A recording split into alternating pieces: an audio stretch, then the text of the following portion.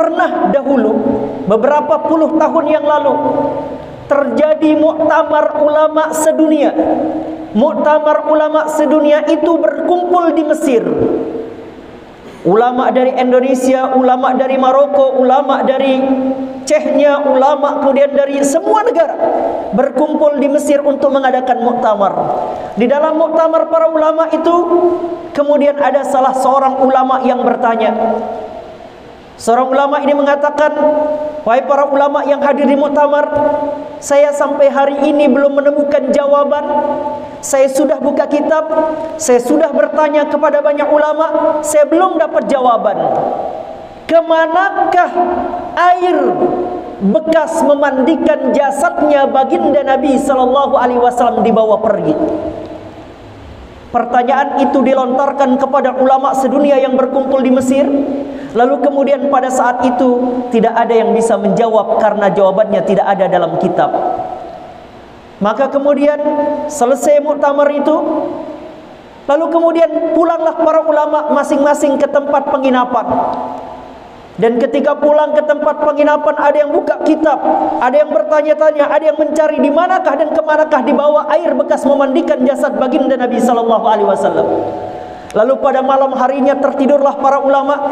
Ulama yang bertanya tadi tentang kemana dibawa air bekas memandikan jasad baginda Nabi, malam harinya bermimpi. Di dalam mimpi itu ia berjumpa dengan baginda Nabi besar Muhammad sallallahu alaihi wasallam.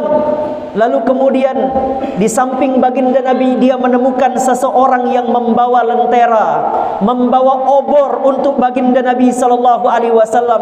Orang itu adalah sahibul kindil, pembawa lentera Nabi sallallahu alaihi wasallam.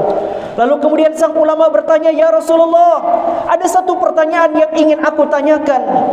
Kemanakah wahai Rasulullah air bekas memandikan jasad engkau itu dibawa oleh Allah subhanahu wa ta'ala?"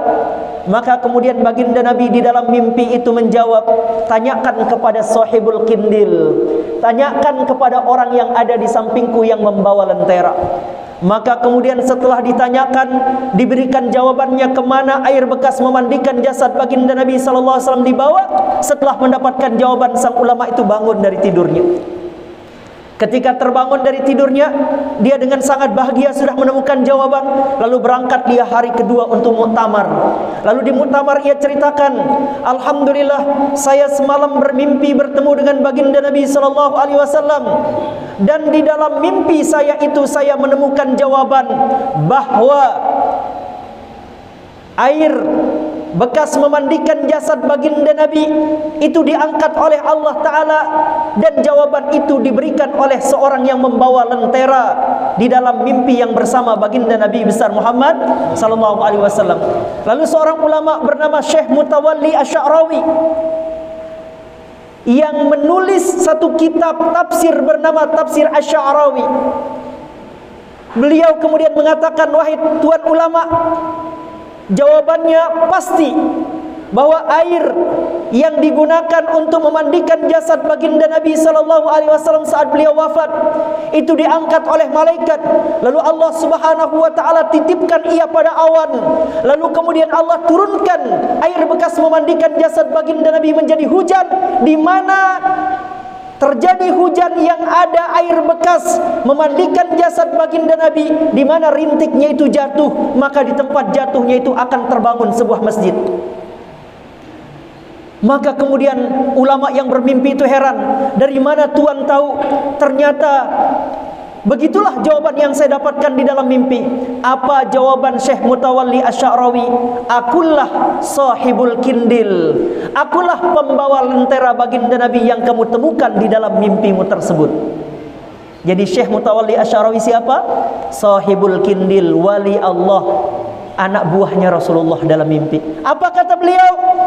Sesungguhnya air bekas memandikan jasad baginda Nabi sallallahu alaihi wasallam diangkat oleh malaikat, dititipkan di awan, turun menjadi hujan, di mana rintiknya itu turun, maka disitulah akan terbangun masjid. Maka bersyukur kita di Lombok ada pulau 1000 masjid. Disinilah air bekas memandikan jasad baginda Nabi itu banyak diturunkan oleh Allah Subhanahu wa taala. Ini terkait dengan masjid. Maka di mana Allah turunkan berarti di situ turunnya air bekas memandikan jasad baginda Nabi sallallahu alaihi wasallam. Maka pulau kita menjadi pulau 1000 masjid, bahkan beribu-ribu masjid. Ini adalah anugerah Allah. Sebagaimana di negeri Tarim. Tarim itu adalah tempat yang kecil.